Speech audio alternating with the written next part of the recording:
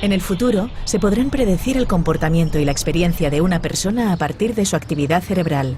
John Dylan Haynes. ¿Somos libres cuando decidimos? ¿Qué margen tiene el libre albedrío ahora que la neurociencia comienza a desvelar el gran poder del inconsciente? Ya hay máquinas para ver cómo decide el cerebro, y los primeros resultados muestran que antes de entrar en la conciencia, muchas decisiones ya están tomadas por complejas redes cerebrales.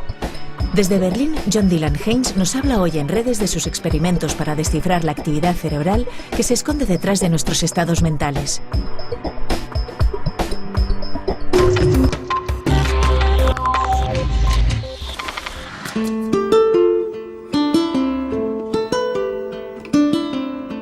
Mis amigos neurólogos me dicen que este espacio, lo llaman ellos la corteza frontopolar, es el espacio justamente donde se inician las tomas de decisiones. ¿Me caso o no me caso? ¿Me voy de viaje o no me voy de viaje? ¿Elijo esta carrera o elijo la otra? Es importantísimo. Pero resulta que los mismos neurólogos acaban de descubrir que 10 segundos antes de que yo decida, el cerebro ya lo ha hecho por su cuenta, sin que yo me entere. Y no solo esto, sino que 5 segundos antes, el cerebro ya ha decidido con qué mano voy a pulsar una tecla determinada, la una o la otra. Bueno, el impacto sobre nuestra vida cotidiana de este fenómeno es impresionante. Claro, me dirán, seguro, ¿qué pasa con el libre albedrío?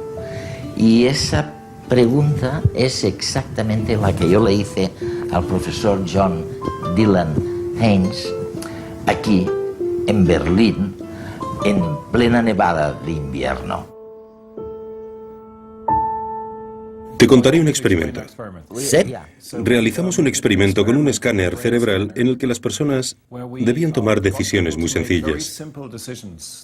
Podían decidir si pulsaban un botón a la izquierda u otro a la derecha. En este caso sientes que eres totalmente libre de elegir de hacer una cosa u otra. No hay nada que te obligue a elegir una opción o la otra. Registramos la actividad cerebral de las personas y descubrimos que podíamos predecir su decisión. Si iban a pulsar el botón de la izquierda o de la derecha 7 segundos antes de que la hubieran tomado. No 7 segundos antes de que pulsaran el botón, sino 7 segundos antes, incluso de que pensaran que habían decidido cuál iban a escoger. Así que, oye, ¿de qué está hecha una decisión? Es decir, ¿es una composición o es un cuadro teatral que cubre lo que en realidad te pasa por dentro? ¿Qué es una decisión? La decisión se puede dividir en dos. Hay dos aspectos que forman una decisión. Por un lado, el proceso cerebral, algo que ocurre en el cerebro y que te lleva a elegir una cosa u otra. Y por el otro, que conscientemente sabes qué quieres hacer. Ahora tomo una decisión. Pero parece que antes de eso, se produce un procesamiento inconsciente en el cerebro. En el cerebro sucede algo que prepara tu decisión, que te conduce hasta ella e influye en la manera en la que tu mente consciente elige. Entonces, lo que me estás diciendo, corrígeme por favor si me equivoco, es que el cerebro inicia este proceso 10 segundos antes de que tomes la decisión. Sí. Y lo segundo que me cuentas acerca del experimento es que un poco antes, quizás 7 o 5 segundos antes, el cerebro ha elegido qué botón pulsar, sí. ¿Qué botón pulsar? Así que, John, ¿podemos descartar el libre albedrío que interesa tanto a la gente? O como dices en algún otro sitio, esto se hace inverosímil el libre albedrío, ¿no? Creo que la ciencia a estas alturas no puede descartar el libre albedrío por completo. Aún existe la posibilidad de que el libre albedrío exista, pero lo hacemos muy inverosímil. ¿Y por qué es inverosímil? Tenemos la impresión, en estas situaciones de toma de decisiones sencillas, de que podemos cambiar el futuro del mundo, de que podemos empezar algo ahora que marcará una diferencia en la manera en la que el mundo continúa. Y esto queda descartado si podemos demostrar que el cerebro predice qué ocurrirá en el futuro, incluso antes de que la persona haya tomado una decisión. Pero la gente entiende el libre albedrío de maneras distintas. Cuando dicen libre albedrío se refieren a otra cosa. No quieren decir que puedo intervenir y cambiar el futuro del mundo. Quieren decir, por ejemplo, que es libre porque no recibe ninguna influencia de... Sí, lo que sucede fuera de mi cuerpo. Es otro significado del libre albedrío. Es algo que no descartamos. Lo que sí descartamos es una idea muy simple acerca del libre albedrío, como una intuición que todos tenemos de que podemos empezar a cambiar el mundo independientemente de la historia del cerebro, de la historia del universo, y cambiar la manera en la que el mundo va a continuar. Y eso es erróneo. Es fascinante, desde luego. Es fascinante porque, en realidad, lo que sugieres es que todos los conceptos y los descubrimientos acerca de la plasticidad cerebral, por ejemplo, tu capacidad de influir, de cambiar tu cerebro y por lo tanto de cambiar el mundo, son algo dudosos. Que no es absolutamente cierto que puedas hacer todo esto. Bueno, yo diría que, por supuesto, el cerebro puede cambiarse a sí mismo. Y cuando creemos que estamos cambiando algo de nosotros mismos, por ejemplo, cuando intentamos dejar de fumar, o intentamos hacer más deporte, o algo así, hablamos entonces de un cerebro que se está reprogramando. Pero no es solo nuestra consciencia la que toma decisiones para cambiar las cosas, sino el cerebro como un todo. Y eso no implica solo la consciencia. Probablemente eso explicaría por qué muchas personas dicen, bueno, haré ejercicio media hora cada mañana. Y luego, sin embargo, más o menos conscientemente, dejan de hacerlo. Pero no funciona. Porque no lo ha aceptado el cerebro. Puedes ver cómo la fuerza limitada de la consciencia se hará evidente en estas situaciones en las que debemos vencer fuertes tendencias a hacer algo distinto. Por ejemplo, cuando estamos tumbados en la cama. Estamos en la cama y vemos que necesitamos una fuerte voluntad consciente para levantarnos por la mañana.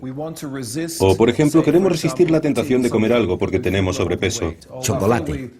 O creemos que deberíamos hacer más deporte.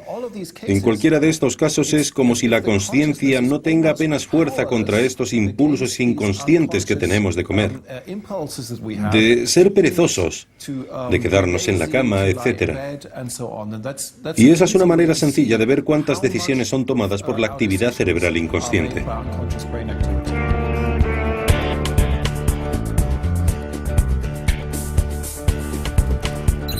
8 de cada 10 productos fracasan antes de los 3 meses de vida en el mercado. ¿Por qué ocurre esto? ¿En qué se equivocan los estudios de mercado? ¿Acaso la gente miente al dar las razones de sus preferencias? Efectivamente, así es. Las razones que damos a los encuestadores son falsas, aunque nosotros no lo sepamos. Sin querer, mentimos y nos creemos nuestras propias invenciones.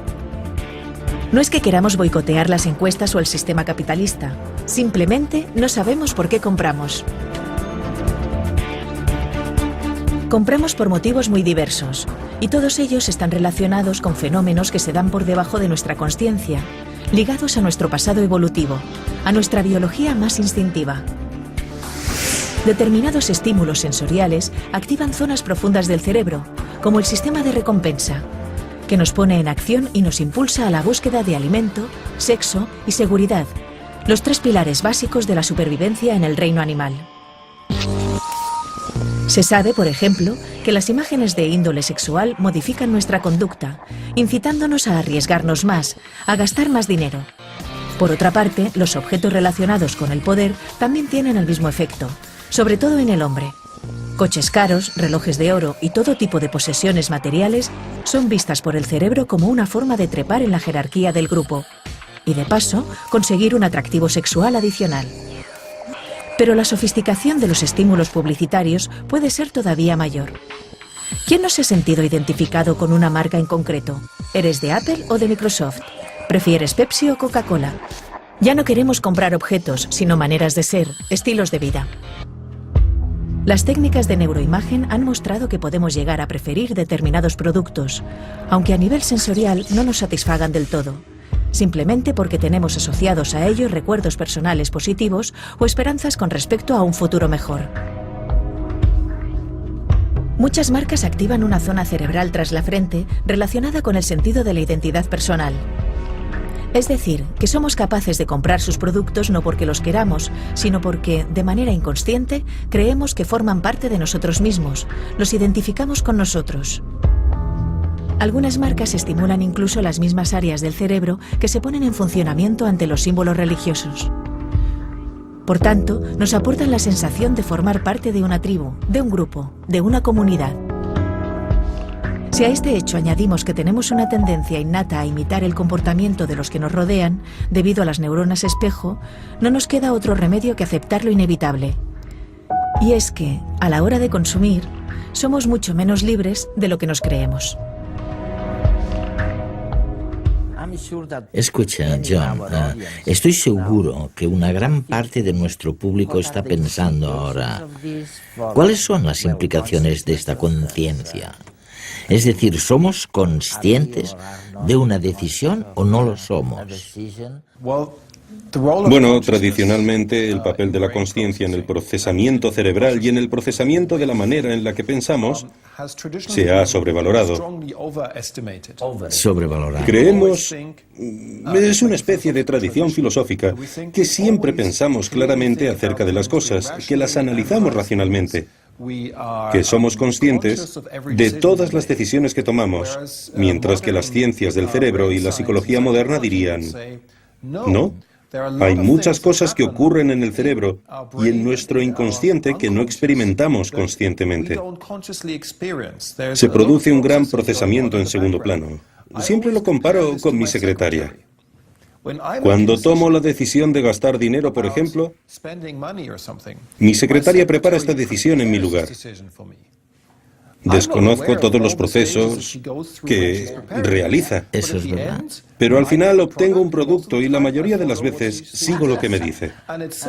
Y sucede algo similar con el cerebro. El cerebro procesa previamente todas las opciones inconscientemente y al final cuando te decides es cuando interviene la mente consciente.